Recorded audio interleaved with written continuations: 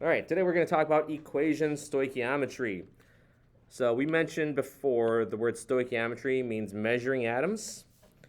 And so what we're going to do is we're going to pay attention to the measurements that take place inside a balanced equation. So if I just look at any equation, this first one, if you look at this first one here, you can see that it is not balanced, right? The number of O's are not the same, the number of H's are. So to balance it, we use coefficients only. You know this. We've done lots and lots of balancing equations. So the thing that we didn't mention before was that these balance equations can be interpreted a couple of different ways. We can consider the coefficients in front of all of these as atoms or molecules or formula units. So one way to read this is 2 molecules of hydrogen react with 1 molecule of oxygen to produce 2 molecules of water. So that's one way of interpreting that. Okay, but more at its core, the coefficients are really moles. Okay, the coefficients that you use, that you write, when you balance an equation, the units on them are moles. So the standard interpretation is 2 moles of hydrogen reacts with 1 mole of oxygen to form 2 moles of water. We didn't bring it up earlier because we didn't discuss what a mole was last unit, but now you know. All right, so in any given equation, you should be able to read it using moles as the unit. So, I'm going to skip that and go right here to mole relationships. Okay, so if I have a balanced equation, this balanced equation reads as 2 moles of mercury oxide will form 2 moles of mercury and 1 mole of oxygen. Okay, now anytime you have a balanced equation, there are numerical relationships in that balanced equation that you need to learn how to find and use. All right, so let's just start simply. If I said, what's the ratio between the mercury and the oxygen in this balanced equation? You could look at that right now without any mathematical work. You can tell me, what is it? 2 to 1. Yeah, don't overthink it. It's 2 mercury to 1 oxygen, right? Technically, it's 2 moles of mercury for every 1 mole of oxygen. So just by looking at this balanced equation and looking at the numbers there, you were able to come up with a mole ratio between 2 components of a balanced equation. Let me ask you another question. What's the mole ratio between the reactant and oxygen?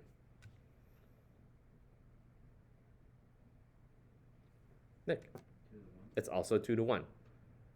So all I'm saying is that if you have a balanced equation, the coefficients are what you're going to be using in mole ratios when we set up our multiplication brackets and we need to cancel things.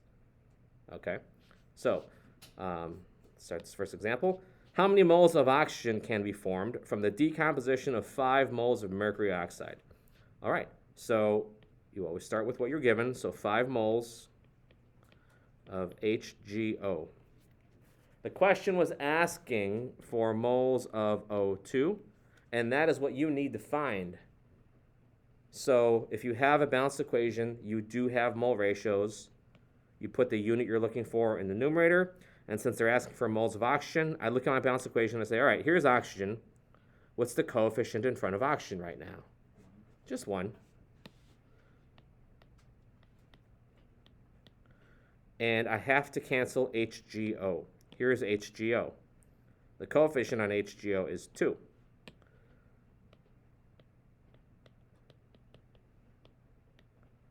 So this step right here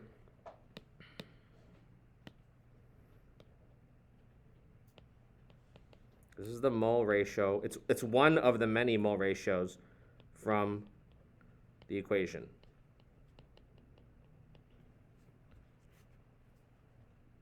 So you're doing is you're canceling your initial unit that you were given. You are solving for the one that's being asked about. And then, doing the math is just 5 times 1 divided by 2.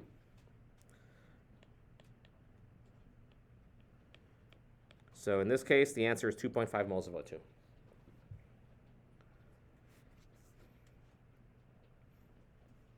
this particular question asked about oxygen, but they very well could ask a second question and ask about mercury. So if I were to ask the second question, how much mercury could we get? Right? So let's make some space here. So how much mercury can we get? Well, we're still starting with 5 moles of HGO, but this time we're not asking about oxygen. We're asking about mercury, so mercury goes in the numerator along with whatever coefficient it has, which is what? Right here. 2. So 2 moles of Hg in the numerator. We have to cancel HGO, which carries a coefficient of 2 also.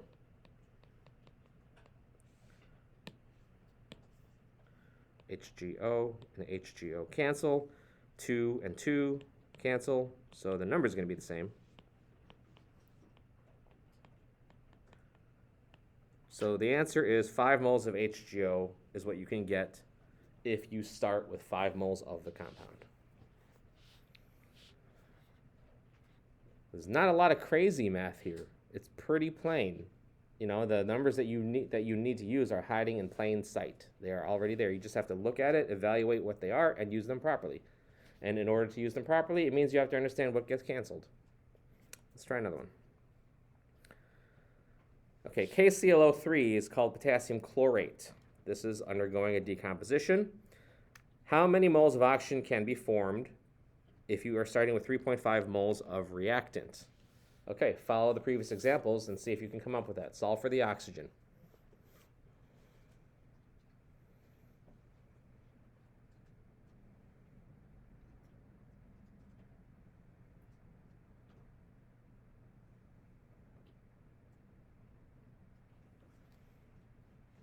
Question, Nick. I'm just waiting to answer. Okay, hang on a second. Let's let people get caught up.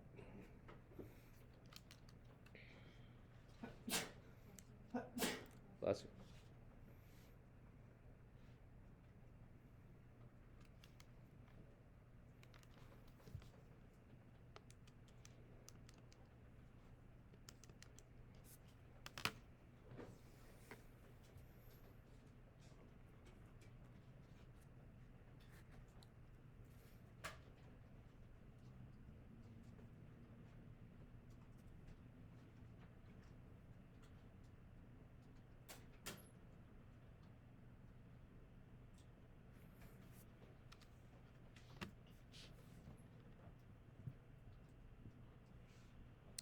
Okay, so let's work this through.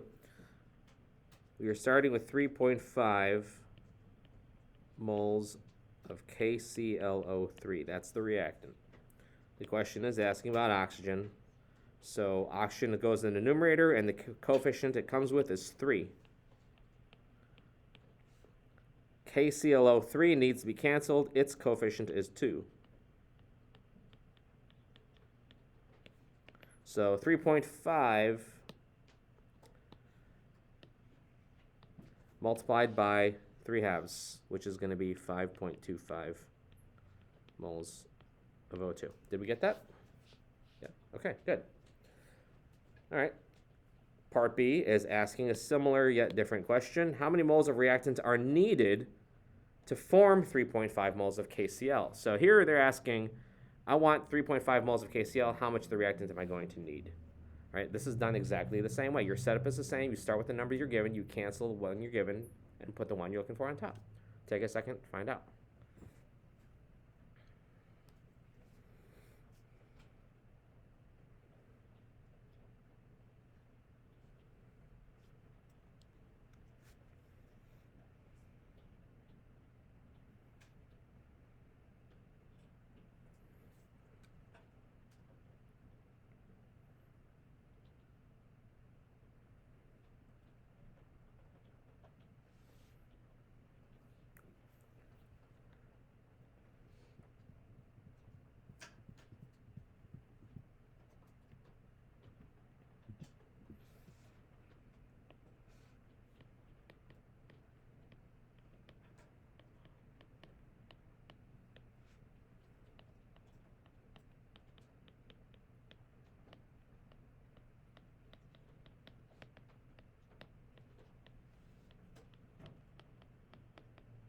All right, did you guys get 3.5?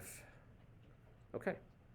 So the moles canceled, the value of 2 canceled, and so 3.5 times 2 over 2 is equal to 3.5. All right. If 7 moles of KCl are formed, how many moles of oxygen will be formed at the same time? So they're telling you how much of one product they collected. They want to know how much of the other product will be collected. Again, this is done the same way. Somebody walk me through this. How do I start this? What do I do?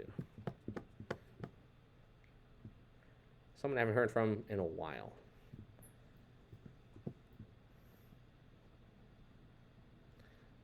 It's a contest to see who looks up. Casper, you know this one? What do I do? What do I start with? Start with 7 KCl. Okay. 7 moles, KCl, yep. And then you put 3 moles of 2 at the start, like on the top. Okay. And then 2 KCl on the bottom. That's it. That's all it is. Moles of KCl cancel. This leaves you in moles of O2. So 7 times 321 divided by 2, 10 and a half. All right. Are you okay if I give you a value? Can you use the coefficients in a balanced equation to figure out a number for a different value? Whether it be a reactant or a product. It doesn't matter. Okay? All right. Using the mole ratio. So,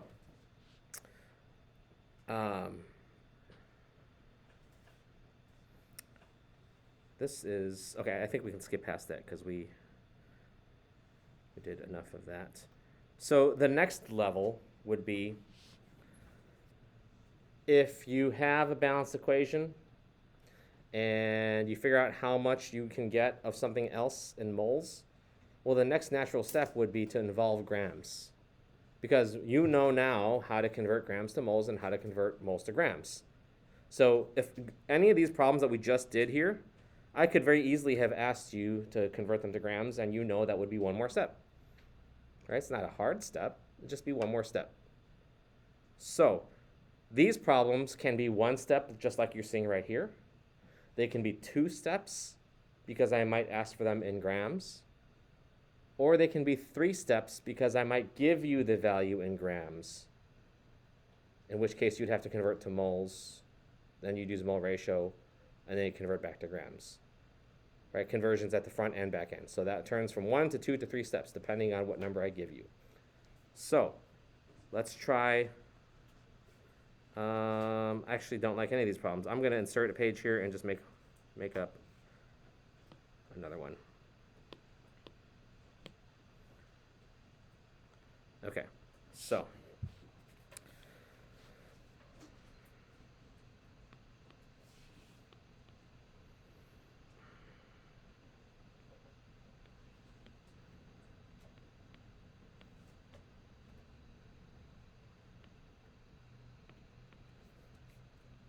so let's say we have potassium reacting with oxygen. So potassium is just left out. If it's a very active metal, all alkali metals have to be stored in oil. If you don't store it in oil, it reacts with the air and it converts to a compound, and then it's no longer pure. Okay, so let's say that I start with 20 grams of potassium.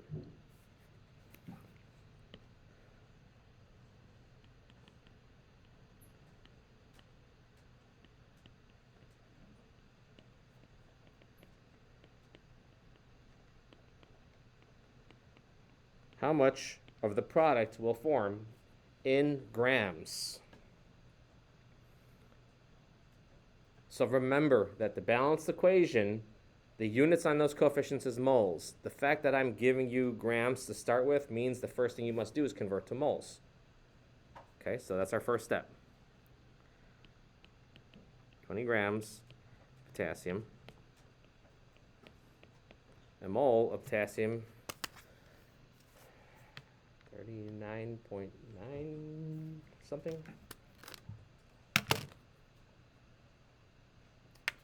39.10. This is our first step. All right, so the calculator tells me 0.511509. All right, I'm not going to round this yet. I'm just using more digits than I need just to make sure that I don't get error.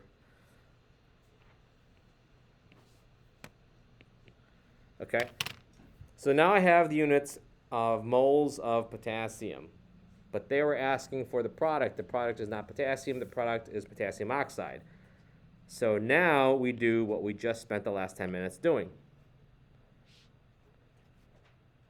Put the moles, in this case it's 2 moles of K2O on the top. We cancel 4 moles of potassium on the bottom.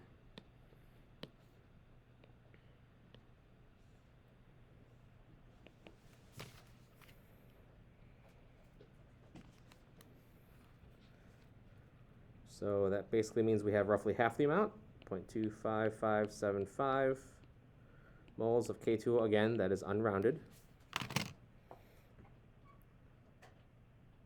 We're 2/3 the way there. The question was asking for the answer in grams. So we extend the problem, 0.25575 moles of K2O. And this is just using molar mass.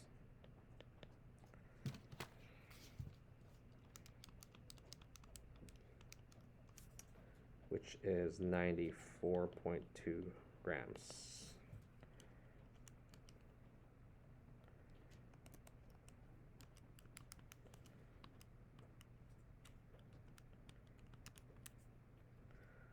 (24.09165). Let's examine the numbers that we started with. How many sig figs should my answer have?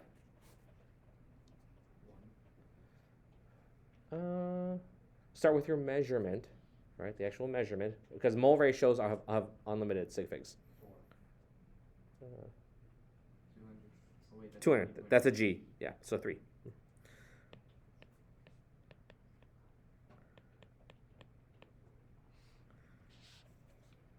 All right. This was a 3-step problem. Step 1, step 2, step 3. You need to understand what we did during each of the steps. Step 1, convert to moles. Step 2, use mole ratio. Step 3, convert to grams. I mentioned when we first started talking about moles how moles were the central unit. You need to convert to moles to do anything in chemistry. Grams will only take you so far, right? Moles is how you relate the balanced equation together. All right. So, if I gave you another balanced equation and another mass, could you solve for another value in grams? One way to find out, right? All right. Let's, we have the same equation here. I'm just going to reuse this since I already wrote it. I'm going to copy this.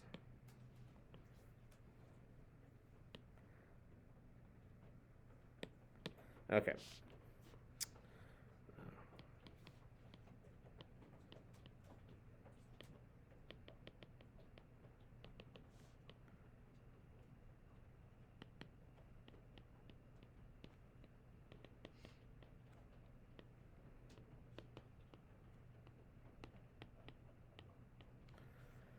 How much oxygen is needed?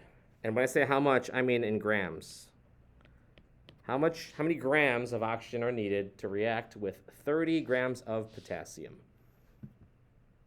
So, go ahead, take a few minutes, and we'll go over the answer here in just a bit.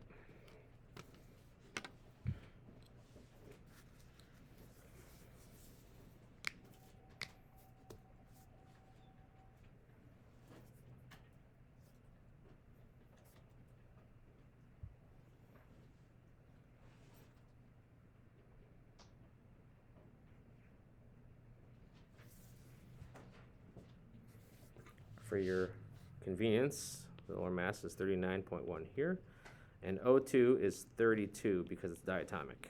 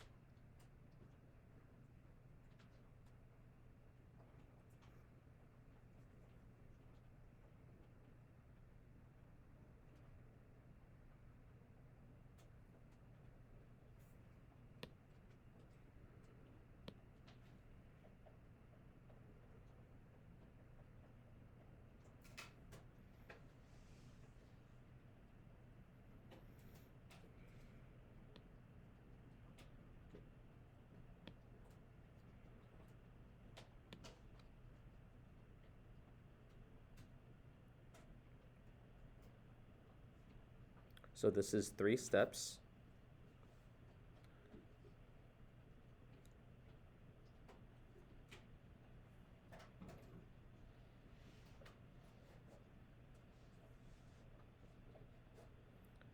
Anybody want to hazard a guess? What do we think we got? What do you think what you got? So first step, find the amount of moles. Do you want the answer? Or Let's start with the answer because I'll work through the whole problem together. 6.14 grams. Yeah, good. 6.14. Okay. So the first thing, you're only given one number in this case, so you have to start with that. 30 grams of potassium. Your first step has to be to convert this into moles. The mole of potassium is 39.10 grams. Okay. And I'm just going to string the work together here all in one line just to kind of save time. That first step cancels grams, turns us into moles of potassium. The question was asking for oxygen. According to the balanced equation, there's 1 mole of O2 for every 4 moles of K. All right, that's the mole ratio. That, and so far then, as far as cancellations, grams are canceled, moles of K are canceled. Okay, so the last step, they wanted the oxygen in grams. So there's 32 grams per mole of O2. And that's our last cancellation. So when you're calculating, you're going to take 30, you're going to divide it by 39.1, you're going to divide it by 4, and then you're going to multiply it by 32. 6.14. How are we doing? Okay? All right. So let's pause.